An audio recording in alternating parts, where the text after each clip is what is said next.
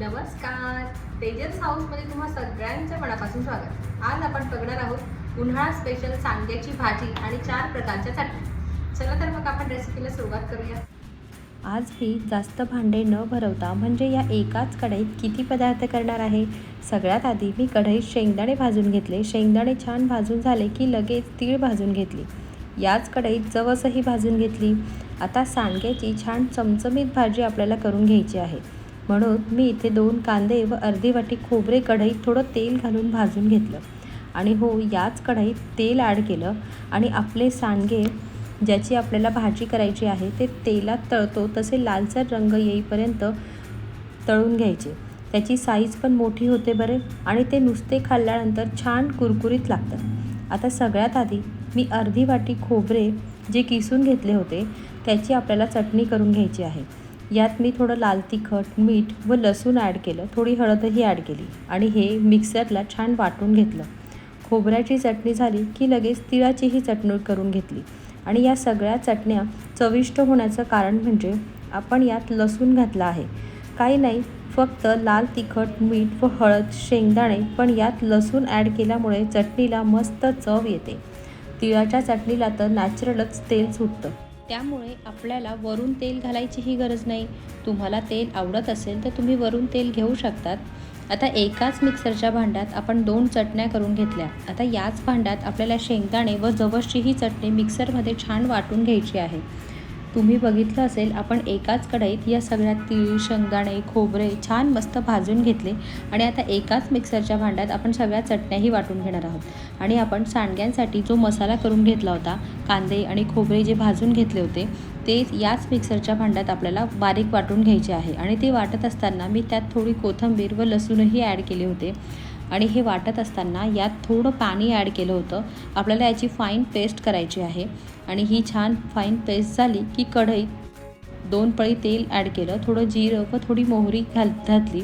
मोहरी व जिरे छान तडतडले की त्यात आपण वाटून घेतलेला मसाला ॲड करायचा आणि हा मसाला तेल सुटेपर्यंत छान तेलात आपल्याला परतवून घ्यायचा.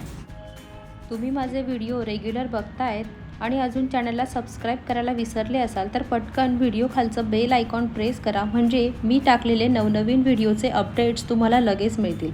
आता हा मसाला तेलावर छान परतवून झाला की यात आपले मसाले म्हणजेच 1.5 चमचे लाल तिखट, थोडी हळद व अर्धा चमचा गरम मसाला ॲड केला.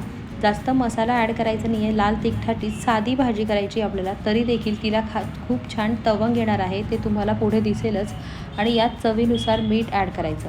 आता सांडगे म्हणजे हे वेगवेगळ्या डाळींचे तयार केलेले असतात. उन्हाळ्यात वाळवण्यातला पहिला पदार्थ कोणता असेल तर तो म्हणजे सांडगे असतो.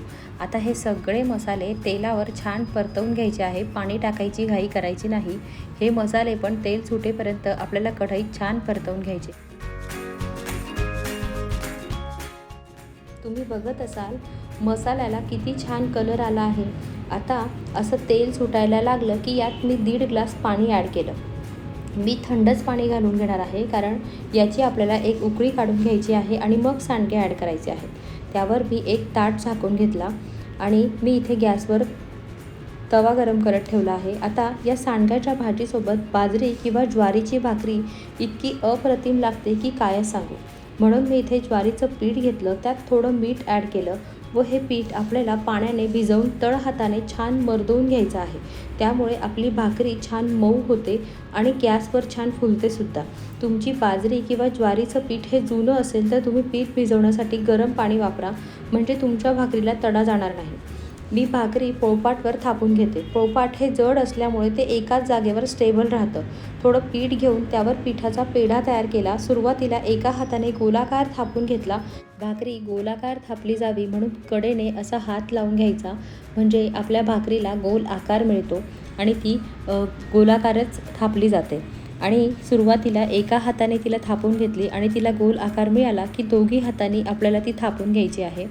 मस्त एकसारखी गोल भाकरी थापून झाली की आपल्याला ती गॅसवर तव्यावर भाजून घ्यायची आहे.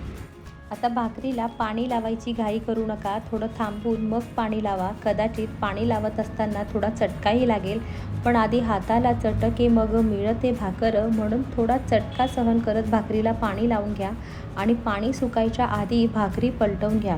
इथे आपली भाजी उकळली, यात सांडगे ॲड करायचे व हे भाजीत शिजवून घ्यायचे. भाजी गरम असल्यामुळे सांडगे शिजण्यासाठी फक्त 5 मिनटं लागतात. आता मी यावर ताट झाकून घेते आणि आपली भाकरीची जी पाणी लावलेली बाजू आहे ती छान भाजली गेली आहे. तुम्ही बघत असाल एकसारखी सगळीकडून भाजली गेली आहे. आता जी आतली बाजू आहे ती आपल्याला डायरेक्ट गॅसवर भाजायची आहे. मी इथे गॅसवर भाजून घेते. तुम्ही बघत असाल मस्त छान फुलली आपली भाकरी आणि ती आपल्याला सगळीकडून एकसारखी भाजून घ्यायची आहे. बऱ्याच वेळेस मागच्या बाजूने पण भाकरी कच्ची राहत असेल तर मागच्या बाजूने पण तुम्ही गॅसवर भाजून घ्या. ती भाजली जाते, पटकन भाजली जाते गॅसवर भाकरी. इथे आपली एक भाकरी रेडी झाली आहे. अशाच प्रकारे मी पुढच्या भाकरी पण करून घेते. कोणतीही भाजी कोथिंबिरीशिवाय अपूर्ण आहे, म्हणून या भाजीवर मस्त कोथिंबीर ॲड केली आणि आपले सांडगे शिजले की नाही हे हाताने प्रेस करून बघितले. इथे आपली भाजी छान शिजली आहे. गरम गरम सांडग्याची भाजी, तोंडी लावायला 4 प्रकारच्या चटण्या, काकडी, गरम गरम भाकरी खाण्यासाठी रेडी झालं आहे. कशी वाटली रेसिपी कमेंट करून नक्की सांगा आणि आवडल्यास लाईक पण करा. चला तर मग पुन्हा भेटूया. बाय.